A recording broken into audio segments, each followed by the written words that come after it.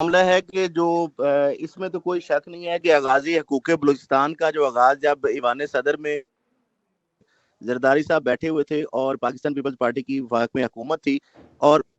उस वक़्त उन्होंने आगाज़ी हकूक़ बलूचिस्तान का आगाज़ किया और बलूचिस्तान के जो अवाम है उनकी जो महरूमी है उनको दूर करने के लिए एक जामे प्रोग्राम तरतीब दिया।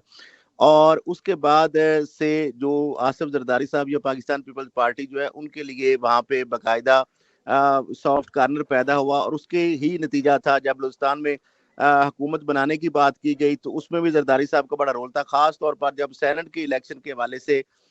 जब जरदारी साहब ने ये कहा कि मैं जीत कर और चेयरमैन सेनेट अपना बनाकर दिखाऊंगा, तो उसमें भी जरदारी साहब ने फिर सादक सिंजरानी जो है वो उनके उम्मीदवार थे, आपको पता है पहले तो उन्होंने वो उम्मीदवार भी अपने उनको चेयरमैन सेनेट बनाकर दिखाया। इसी तरीके से जब अदम इत्तेमाद का मामला हुआ बलूचिस्तान के अंदर और ये सारे मामलात हुए तो उसमें भी जरदारी साहब जो है उनका जो है बड़ा रोल था। अभी भी आप देखें कि निगरान वज़ीर दाखिला जो है सरफराज बुगटी, जिस तरीके से उन्होंने छोड़कर वजारत अपनी और पाकिस्तान पीपल्स पार्टी को ज्वाइन किया है, और अभी भी जरदारी साहब उनके लिए लॉबिंग कर रहे हैं कि आइंदा जो वज़ीर आला बलूचिस्तान हो वो सरफराज बुगटी जो है वो उनके उम्मीदवार हैं, और उनको अभी तक तो मजबूत उम्मीदवार कंसिडर किया जा रहा है। अगर चेयरमैन सेनेट सादिक संजरानी आगे चेयरमैन सेनेट के तौर पर कंटिन्यू नहीं करते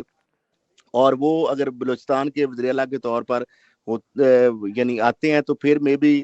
उसमें तो अटाई हो सकती है, और अगर वो चेयरमैन सेनेट कंटिन्यू करेंगे तो फिर अभी मजबूत उम्मीदवार जो है सरफराज बुगटी जो है वो हो सकते हैं। तो ये जरदारी साहब इसके अलावा पाकिस्तान पीपल्स पार्टी जो है वो एक्सपेक्ट कर रही है कि बलूचिस्तान से भी कुछ सीटें उसको मिलेंगी, लेकिन उसके मुकाबले में नून लीग जो है उस तरीके से बलूचिस्तान के अवाम का वो दिल जीतने में कामयाब नहीं हो सके। नवाज शरीफ को 3 मरतबा मौका मिला, बलूचिस्तान के अंदर भी उनकी हुकूमत रही, वफाक के अंदर 3 दफ़ा वज़ीर आज़म भी रहे, लेकिन वो बलोच अवाम जो है उनकी असासे महरूमियाँ दूर करने में कामयाब नहीं हो सके। और जो बार-बार जरदारी साहब कहते हैं कि इस्लामाबाद वालों को बलूचिस्तान के मसाइल का पता अदराक नहीं है और उनको एहसास भी नहीं है। इसमें भी कोई शक नहीं है कि जरदारी साहब ज़्यादा बेहतर तौर पर समझते हैं कि खुद भी उनका जो कबीला है, आपको पता है बलोच कबीला है बेसिकली, जरदारी जो है वो भी यानी ठीक उस है कल साहब, यहाँ पे जिस तरह से बात कर रहे हैं बिलावल साहब जो हैं वो बलूचिस्तान के लोगों को उम्मीदें सैर दिला रहे हैं। एक तरफ बात की जाए तो इस वक्त